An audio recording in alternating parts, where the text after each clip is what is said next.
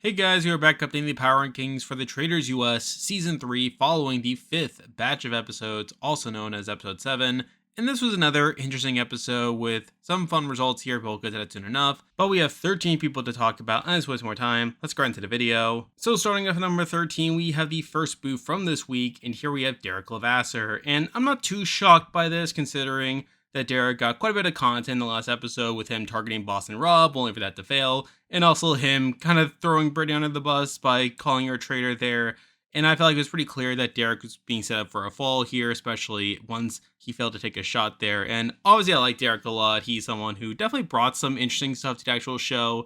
However, by the end, he just missed his shot and was taken out as a result. Not too surprising here, but he's now out of the game to where he's here at number 13. Now moving on to number 12, and we have the other boot from this week, and here we have Boston Rob. And I'm also not too shocked by this, where I've been saying for a while that I didn't think Boston Rob was winning. It really was just a matter of time before he went out. And I'm actually a bit surprised that he was not banished in last week's episode, where he was able to stay off his execution for one more week. But at the point where Derek got murdered and people are pointing out that this is now the third time that someone got murdered after taking a shot at Boston Rob, it just made it too big of a target for Boston Rob to get around. Now he did have the strategy of trying to murder Derek to make it seem like that this was all a ploy to frame him, but at the end of the day, I felt like it was just a bit too hard to keep Rob around the game. Though I will also say that it was a bit shocking that some people actually voted to keep him around, even when it became perfectly clear that he was a target here. People like Dylan, for instance, voting to keep him. So I feel like that's at least something worth mentioning. And in general, I really enjoy Boston Rob in the season. I think Boston Rob is actually one of my favorite characters in all of reality TV. And to see him being on the show here as a traitor was a lot of fun to watch, even though I never really saw him as a true contender to win by the end of it. And plus, with Rob going out in the spot, that means that the three people who came into the game late all went out back to back to back, which is kind of funny, but was expected by the end of it. But obviously Boston Rob is now out of the game to where he's here at number 12. And with that, we have 11 people left in again to talk about. And as usual, I'll be ranking them based on how likely they are to win the game based on their edit and current game position. But number 11, the person I believe is the least likely to win from this point on, is the same person, and here we have Sam. Now there's an argument for Sam being a little bit higher, considering he's technically not on the short list of people to be murdered in this round, so through that, he's definitely going to outlast someone who's above him on this ranking. But just like in previous weeks, I had to ask the question, who is Sam? Where I still don't really know much about him or where he stands in the game, where the only thing I really learned from him this week is that he's good at badminton, which I guess is something, but similar to last week, I feel like I still know nothing about him, and the show is once again not really showcasing him, and they don't really care about him all that much, so at the end of the day, he's not winning, so he's here at number 11. Now moving on to number 10, and very similar to Sam, I feel like this person is also very unlikely to win from this point on. By number 10, we do have Sierra, and Sierra's another person who I feel like has been pretty under-edited on the show, but despite this, is still not in that great of a spot to where we see her once again being considered for murder in this episode early on, and while she is not murdered, I still don't feel like she's in that great of a spot. I feel like we still don't really know much about her, if at all. And again, similar to Sam, while I could say that she should be higher since she is technically safe from the next murder, I feel like there isn't really much to prop up Sierra, and in general, I feel like she's not winning. So because of that, I do have her here at number 10. Now moving on to number 9, and we have another person who I'm pretty confident is not winning from this point on, and here we have Danielle Reyes. And this was also kind of a weird episode for Danielle here,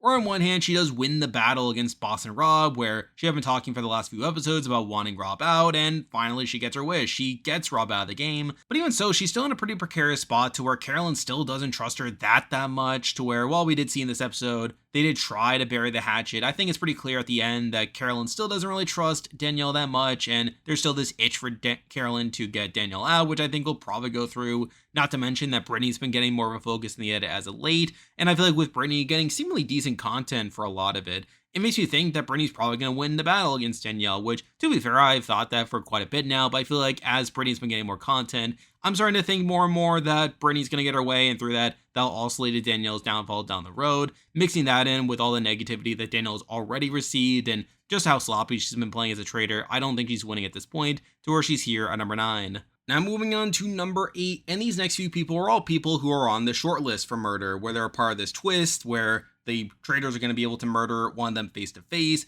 and obviously through that, one of them's about to lead the game. It's just a matter of ordering them. By number 8, the person I believe is the most likely to be murdered from this twist is Tom Sandoval. Now, Tom's kind of in this weird spot to where he did get a visibility spike in this episode where he was shown being the one to lead the charge and taking out Boss and Rob, and seems to get the credit for taking out Boss and Rob, which you would think on paper would be pretty good content for him, especially considering that he had gotten some content earlier on the season and obviously got plenty of content last week. Mind you, the content he got last week is mostly negative, but it does seem like he's gaining traction in the game and that he has a confessional after the roundtable about how people are starting to take him seriously in the game. And while I could look at that as decent content and could be set up for this future storyline where Tom becomes this bigger player, I think it's more likely that he's just going to be murdered from this twist, where I feel like him and the next person we'll be talking about are the two most likely people to be murdered as a result of this twist. And I feel like with Tom getting this visibility spike between this week and last week, I feel like it's just setting him up to be taken on the spot right after he gets his big accomplishment in taking out Boss and Rob.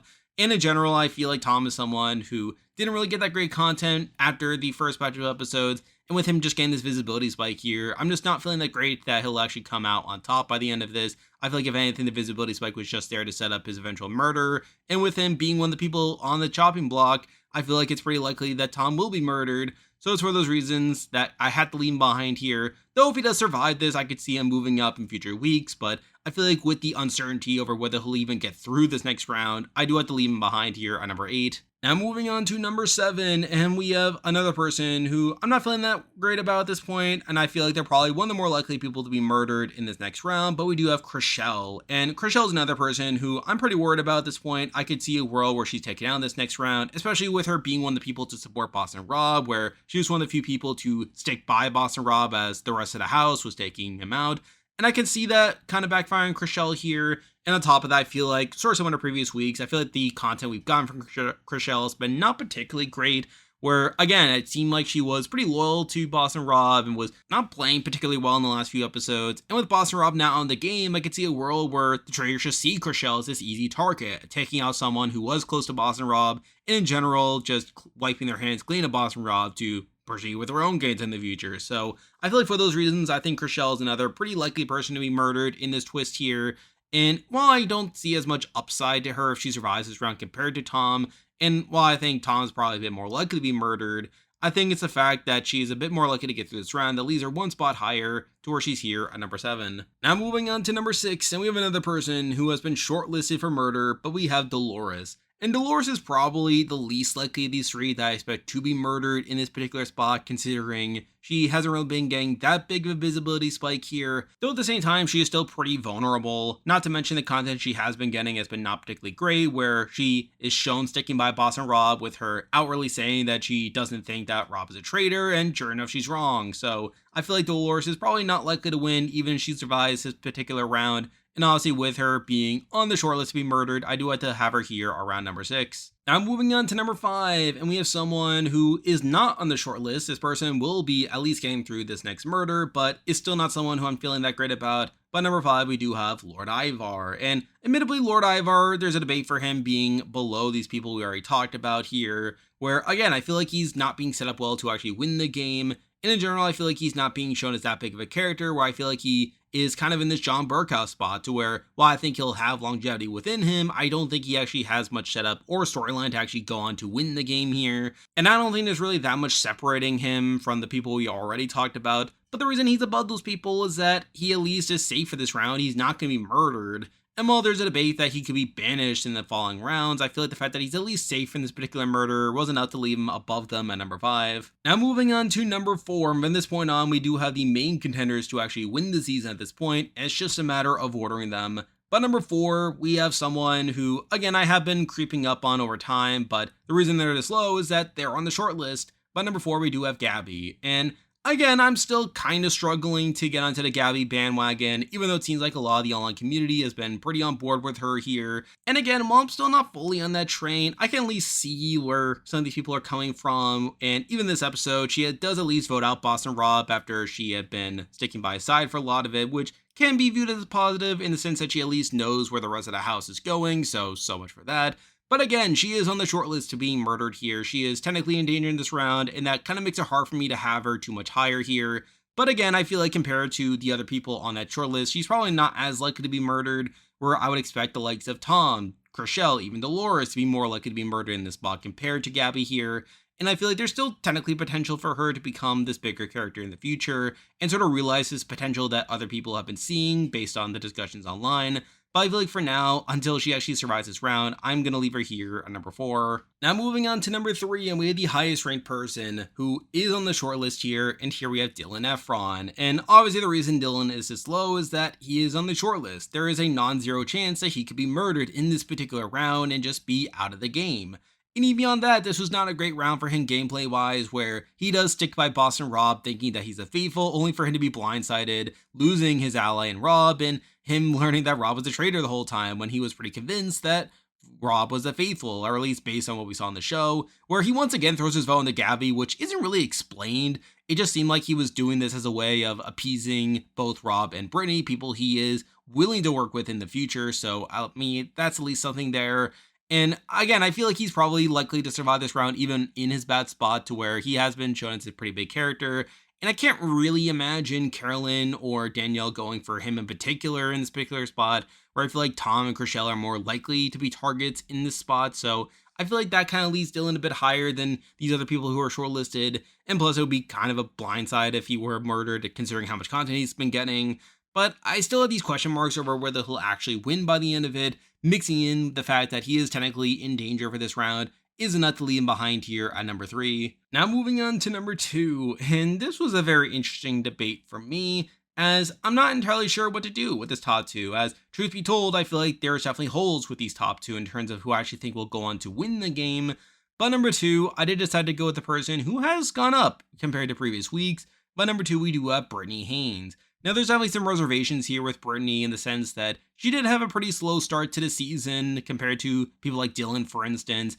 And there are still some danger spots for her where obviously Dylan is kind of onto her. There's a chance that she could have some sus on her due to the stuff that's happening earlier in the season. Obviously, Derek was targeting her, but Derek's out of the game, obviously, at this point.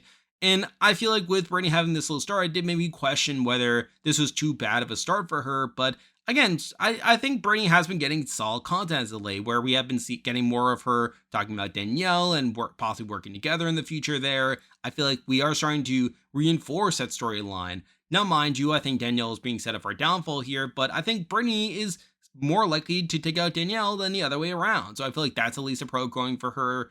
I feel like she has been talking quite a bit about her thoughts on the game, like thinking that Ivar is just furniture and doesn't do anything, which I found pretty funny. You have her obviously leading the charge and taking out Boston Rob and being pretty successful with that. And then there's obviously this relationship with Carolyn. And obviously that I think that could play a major factor in the season moving forward as well. So I feel like Britney has been picking up steam in recent weeks. And I feel like she has kind of skyrocketed into contention for me. It's just a question of whether this is circumstantial content and whether Britney could just be set up for a fall here. But I am willing to give Britney the benefit of the doubt, and for the reason I have her here at number 2. And now at number 1, the person I believe is the most likely to win the Traitors US Season 3 is Carolyn Wyer. Now, again, I still have plenty of reservations about Carolyn, as I talked about before. I feel like the fact that we've been getting so much setup to the Traitors just not being the greatest group of players in the world and not really trusting each other. Obviously, that's not a great spot for Carolyn to begin, especially since she hasn't really risen above it that much, where last week she voted against Danielle, and this week she obviously does pull the trigger and taking out Boston Rob here. And obviously you have like the reports of some people being sus of her, which I think could eventually lead to her downfall, if I'm being honest. In general, I'm not entirely locked into Carolyn winning. I don't think she's unnecessarily going to be a front runner for the entire game. But again, I feel like compared to the other options, I feel like Carolyn has the most consistent edit out of people here. I feel like she's probably going to be the last standing out of the current traders. And obviously, there's a chance that she makes it towards the end of the game. It's just a question of whether she can win. And while I am not convinced she'll actually pull it out by the end of it, I feel like until I actually see other people pulling out in front of her, I do kind of have to leave her here, and it makes it kind of hard for me to really elevate the likes of Britney or Gabby or Dylan above her at this point, especially with the way things stand in the game. And obviously you have Gabby and Dylan being like shortlisted for murder, technically being in danger from a gameplay standpoint. Obviously Britney's someone who I still have question marks over how strong her edit really is. And I feel like those things kind of force me to put Carolyn here number 1, even though I still think there's definitely plenty of question marks there. But until I'm proven wrong, until I see these people really overcome these issues that I have with their edits or their games, I'm going to leave Carolyn here at number 1. And there we go, that'll do it for this week's video. If you like this content, be sure to like and subscribe while you have to with the channel. Now I'll be back again next week to update the Power Rankings again, so you can look forward to that. I am planning to start my coverage of Australian Survivor along with Survivor 48, so you can expect content of that once that comes around. I'm on Patreon and have a YouTube membership, so if you want to consider supporting the channel, you can do so by clicking the link in the description. And you can also join the Discord server by also clicking the link in the description. There's a lot of stuff coming your way, but for now, that is the video. See ya.